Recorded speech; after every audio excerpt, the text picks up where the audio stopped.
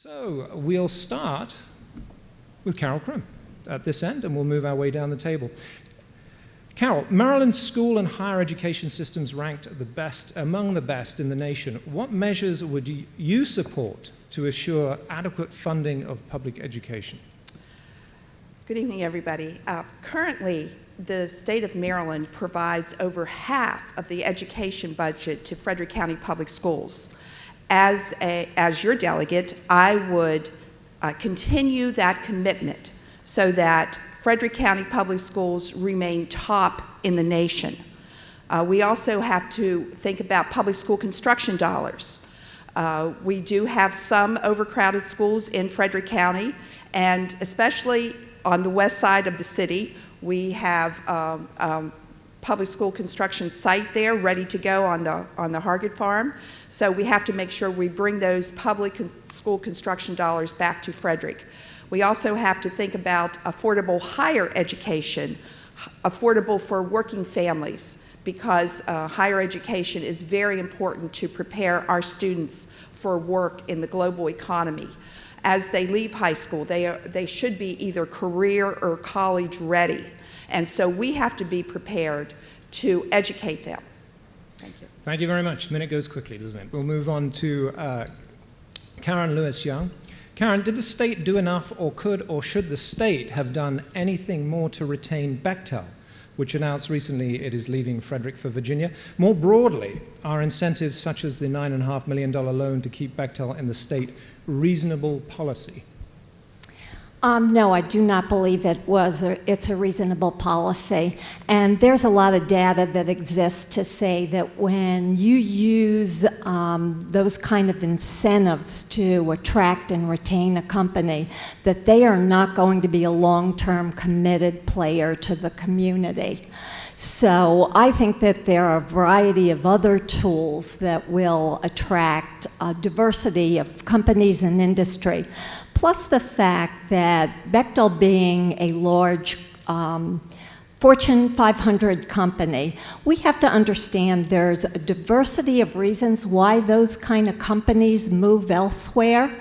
I mean, they're very involved in global issues, and there are many factors beyond the control of local or state government, such as mergers, acquisitions, transportation routes.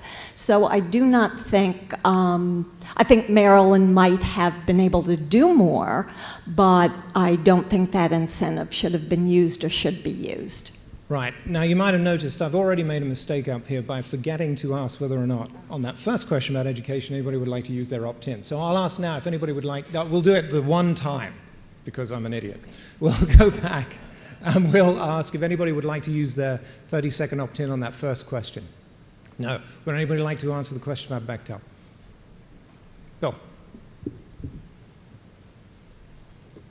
This is just another issue where the state of Maryland has lost 10 out of 13 Fortune 500 companies because we continue to increase our taxes and we're driving them away. Beretta just left. And when we also are now looking at losing one of the cornerstone staple seasonings that is associated with Maryland, the maker of Old Bay seasoning, McCormick, is looking to leave our state. That's a problem, folks. That takes away from our bottom line and the way that we provide for our citizens. Excellent. Thank you. Perfect 30 seconds. Victoria Wilkins. It is a larger issue than just paying companies to stay in the state of Maryland. It does have to be an improvement in the overall business climate. We've lost 8,000 businesses in Maryland in the past 5 years, largely due to the tax policy of the state and overarching business regulations. When I talk to business owners, they say that it's onerous, it's hard to start a business, it's hard to grow a business. And I know Bechtel's in a different class than many of the businesses that I'm talking about, but we need to change our approach to business friendliness in Maryland. Thank you very much. If no other takers for the opt-in, we'll move on to Paul Smith. Paul, do you support the constitutional referendum to restrict how and when the governor can access transportation trust funds to balance the state budget? And please explain your position. Yes, I do support that amendment. This is a reasonable restriction on the use of highway transportation funds. It has for years been used by the state to help balance the budget. But the road improvements that we need are so critical that it's really important that we do safeguard these funds. We have a lot of road improvements that are needed in this area. In my opinion, the number one need is to add an extra lane in each direction on US 15 going through Frederick City. That is the county's second highest priority, and it's one that is, however, the first in line in terms of need. And that is so important because of the congestion that occurs there in morning and evening rush hours in both directions. So this measure of the constitutional amendment is one of several things that could help us use the funds for these purposes. Thank you very much. Anybody like to opt in on that? Sure. Mr. Folden, you've used your 2. The Transportation Trust Fund has been used for other issues other than what its purpose is, and we have enough growing issues with transportation within our own state as far as 270. That's one of my principal platform issues. We are a bedroom community, folks. We have many families that drive up and down that highway, and they're sitting in traffic, they're missing dinners with their families, they're missing kids' sporting events. It is time. Virginia's got a nice model where they put 2 lanes down the middle, and they run those lanes southbound in the morning, that we would have 4 lanes going south. We would have then 4 lanes that would be bidirectional to head north at dinner time. This is a problem-solving measure that those funds should be earmarked for. All right, thank you. Anyone else? Very good. We'll move on to Victoria Wilkins. Victoria, is the state economy too reliant on the federal government, and where can we improve the state's posture toward economic development? Well, the state economy certainly is relying on the federal government a lot. And I think, as I said earlier, we need to make business-friendly policies so that we can attract and retain businesses in the state of Maryland. It starts with tax policies. That's the one I hear about most often, is that taxes are extremely high and businesses struggle to continue to hire and stay afloat in the state of Maryland. Just read recently that with the increase in the sales tax, there are millions of dollars of lost sales to Maryland businesses. When they're not selling, they can't afford to pay their employees. So that's lost income tax revenue we have as well. So depending on the federal government is not a very strategic way to rely on income coming into the state coffers. We have to foster private business and make policies that allow private business to be successful here. Very good, thank you. Anybody like to speak to that? I would. Mr. Smith. The question was whether we were too reliant on the federal government. I mean, Frederick probably is more reliant on the federal government for its job force than perhaps any other state. But I think the way to look at this is we in Maryland have a great opportunity because of the federal force that we have here. But we have to expect in the future there are going to be some cuts in the federal force, and we need to go after the private jobs. If we do not, we're going to have serious repercussions in Maryland. So what Vicki said was really true. We need to fix our tax climate so that other businesses will want to come here. Thank you very much. And we move down the table. Would you like to use your opt-in? Excellent, please do. Yeah, I don't agree that we are overly reliant. In fact, interestingly enough, during the recession, since the recession, all 50 states have gained back the jobs they lost. Of the top 15 states that actually gained jobs since the recession, Maryland is one of them. You know, we hear a lot talk about our tax environment and being a bad environment for business, but yet we don't always recognize that we are #1 in an innovation economy, top 10 female and minority-owned businesses, #6 to #8 in the past couple of years in right, I'm going to interrupt you there because it is only 30 seconds, and we do have a lot to get through. So I'm going to be a little harsher than I might have been in past forums on the time, so excuse me. Do we have an opt-in loaner program? An opt-in? An opt-in loaner program? Oh, I don't know. I mean, you can slip me a check after, I don't know. And speaking of Mr. Folden, we'll be moving down the table to you for your question, sir. Stormwater remediation fee, that is the rain tax for the rest of us, was passed a couple of years ago, and while there was a lot of talk in this most recent session, we didn't see much action toward repeal or anything else. What will you do at the state level to address the rain tax, and what's your position on it? I'm so happy I got this question, because this is the most ridiculous tax in the entire, not just state, country. We are the only state that tax a natural resource that falls from the sky. How is that even remotely acceptable? We need to do a better job instead of crippling our economy by putting more burden on our middle-class families by making up some new tax on, you know what, hey, there's leaves that fall from trees. Let's tax those because they fall on the road and it makes it slippery and people will slide off the road and hit the tree along the shoulder of the road, so then we can have a tree tax too. It's ridiculous, folks. We have got to stop pushing the burden onto the middle class and making up convoluted schemes to make things happen to cover a tax and spend agenda that has continued to grow exponentially every year. And since the O'Malley-Brown administration has come in, it's almost $10 billion, folks. I don't know about you, that's a lot to me. All right, so Karen Lewis-Young, you've signaled you'd like to use your opt-in? Sure. There is no such thing as a rain tax. And the rain does not come down with phosphorus and sediments and nutrients in it and animal excrement. That doesn't happen. What the state dictates is permit obligations, and it doesn't tell the various jurisdictions how you have to pay for it.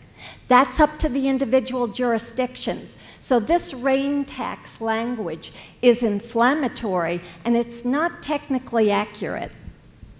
Thank you very much. Let's hold on to the applause, shall we, let's hold on to it till the very end, because, you know, you're eating into their time. No, you're not, but anyway. Mr. Smith, okay. I believe you wanted to opt in. The tax that Frederick County is faced with is technically a stormwater discharge permit.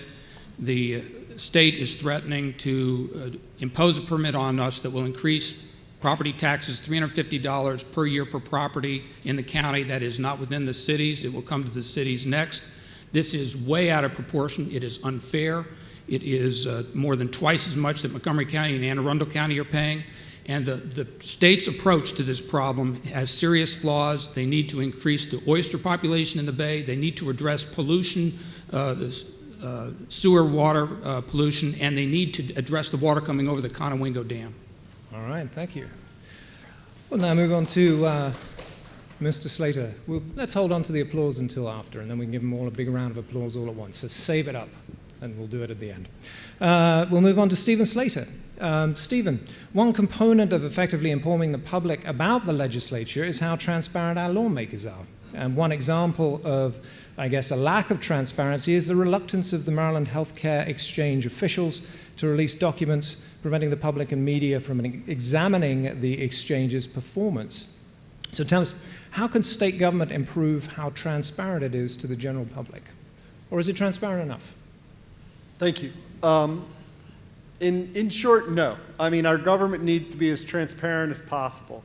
One of the foundations of our democracy is a transparent government. And in order to function properly, democracy has to be fully transparent. I think that the documents should be released. I believe that the thing that would restore voters' trust in government is further transparency, and that we should have transparency on all layers of our government. Very good. Carol Crim. I reviewed the legislative audit on the initial rollout of the healthcare website in Maryland, and there was a lot of problems that were cited early on, that there wasn't a communication between the different contractors. So there were problems. The documents that were given to the auditors were redacted. And so I would support a full transparent audit of the rollout of the healthcare website. We need to see that. Thank you very much. Anybody else? All right, that brings us to the end of round one. It was relatively painless, so we'll move on to round two. We're going to do this in reverse order, so we're going to start with Stephen Slater at the end and come down this way toward me. Stephen, with little growth in sales and personal income tax and stagnancy in the state's GDP, as well as an ongoing structural deficit, where can state lawmakers turn in the budget to cut back on state spending? And indeed, should they cut back? Thank you for asking that question to me. One of the pillars of the platform that I'm running on is to do an audit of our state spending and see where there are places to cut excess spending. I do believe that there is excess spending that can be cut in our state government. One of the first things that I'll do when I go to Annapolis is look at that and find places to run a trimmer, leaner, more efficient government that's responsive to the people of Maryland. We are overburdened with taxes here. Everybody knows that. And by making our government leaner and more efficient, we can be more responsive to the people and spend the taxpayers' dollars more wisely. Thank you very much. Would anybody like to opt in? Ms. Wilkins, this is your final opt-in. Go right ahead. I used to work at a state agency, and I had a very bright young woman that worked for me. And she was frustrated. She said, I have trouble filling 40 hours a week with work. I'm just not that busy. And that's one example. My mother was a state employee. She told me about how there would be, at the end of the year, would hurry up and spend all the money to make sure that they would get that same allocation next year. So there is waste in state government. And I think the leaders of the agencies need to be held accountable and somehow incentivized to save state dollars. Very good. Thank you. Anybody else? All right. Bill Folden. Bill, highways and roads received a C- grade from the American Society of Civil Engineers, which cited 55% of our major roadways are, quote, of poor or mediocre quality. I-270 and US 15 are priorities here in Frederick County. What more, if anything, can be done to improve our transportation infrastructure? This is one of my platform issues again, is the expansion of I-270. There's ways to look into other options. First of all, again, we've got to stabilize our budget. We have to stop these 4.5% to 5% annual increases, because we're talking each time that happens, it's over $1 billion. We've got to stop that. First of all, we've got to tighten up the budget and not have a continued growth that is out of what is proportionate to what the revenues being brought in by the state are. Once we can close that up, we need to look more focused on the I-270 corridor, which goes up around 15, including 15. One of the things that I've looked at that I would love to see is, like I said before, the expansion of 270 with 2 lanes, bi-directional, to help facilitate easier movement throughout the county. And this can be done through like a private government partnership venture, if you will, to a degree, to allow for more easier transit of our heavy motor vehicles, the tractor and trailers, from the 495 to 81 corridor, if we use this properly, if we network properly and engage properly. Very good. Anybody like to opt in? Carol Krim? I've been working on transportation priorities for many years now, and one program that I have authored is the Bus on Shoulders program. That's putting the commuter bus on the shoulder when it arrives at a choke point or at a congested point on I-270. The program is supported by the county, it's supported by the state. We're trying to move this forward now. They're doing it in Virginia, they do it in 10 other states. These are the kind of innovative ideas that we need to move forward in order to improve our transportation system. Very good. Mr. Slater. Thank you. While I agree 270 is a problem and needs to be addressed, that's a problem that's not going to be fixed in Annapolis. That's a federal issue, and I think that we need a representative in Annapolis who's going to work with the federal government to fix I-270. The immediate concern in our district are the state roads that need to be addressed. The improvements and modernization of Jefferson Pike, Buckystown Pike, and Ballinger Creek Pike. Those are the main arteries that run through our district that I will address when I get to Annapolis. Very good, thank you. Well, you're the only one with an opt-in left, so I'll move back down the table to Victoria Wilkins. The Common Core, which outlines skills and knowledge children should have depending on grade, has come under fire. It's pretty controversial, I think it's safe to say. What's your perspective on how Maryland is addressing Common Core requirements? First of all, I do have 5 children/stepchildren who have gone through Frederick County Public Schools or are going through Frederick County Public Schools right now, so education is near and dear to my heart. I am concerned when people in Washington or people at the state level dictate to our local officials about education policy. I understand there's a need for some consistency of standards, but I prefer that local officials, in conjunction with parents and teachers and our local school board, make education policy. Common Core computer upgrades alone could cost the state $100 million. That's for the testing. That money's not going into the classroom. We need to prioritize education funding into the classroom where the students see it, the teachers can use it, can actually improve education. Well, Mr. Slade is the only one with an opt-in, so I'll put it out to you. Nope. All right.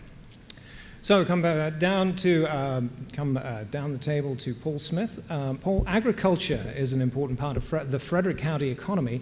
What legislation, if any, is needed to support and maintain the economic viability of our family farms?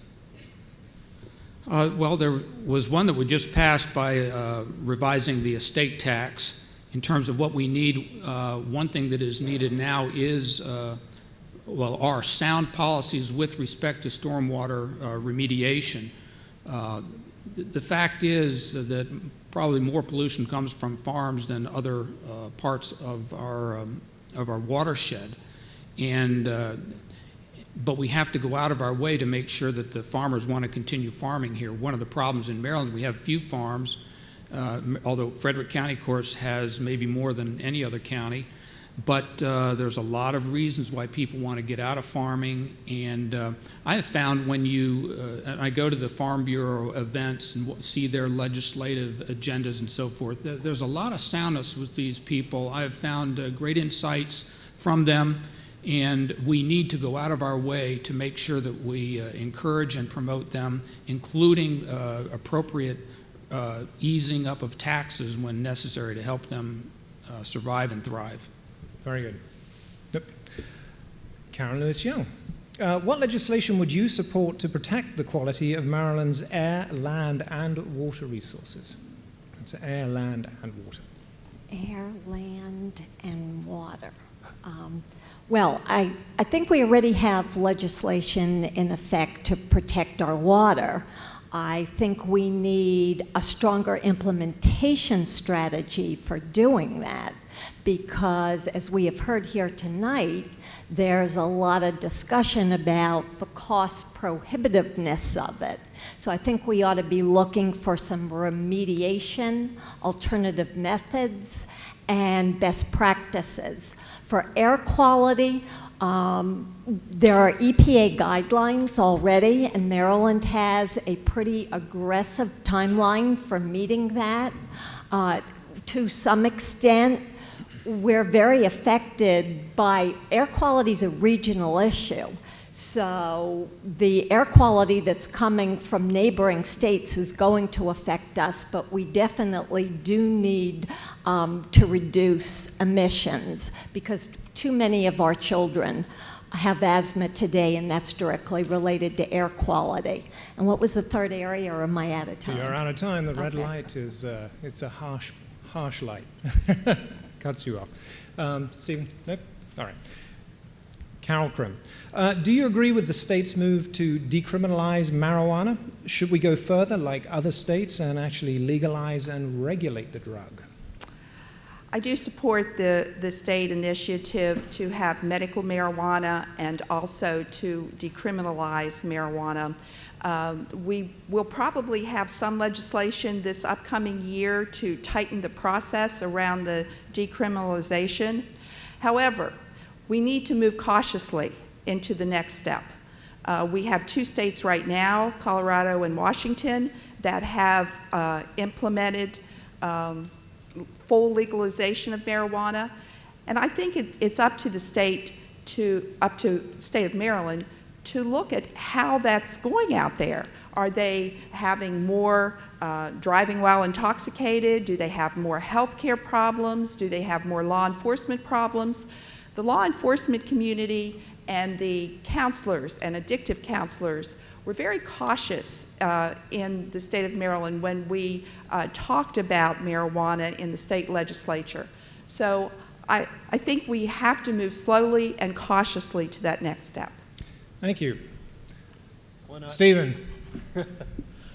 I've been an attorney in Frederick City now for 11 years, and I see a lot of criminal defense issues. I am against the decriminalization of marijuana.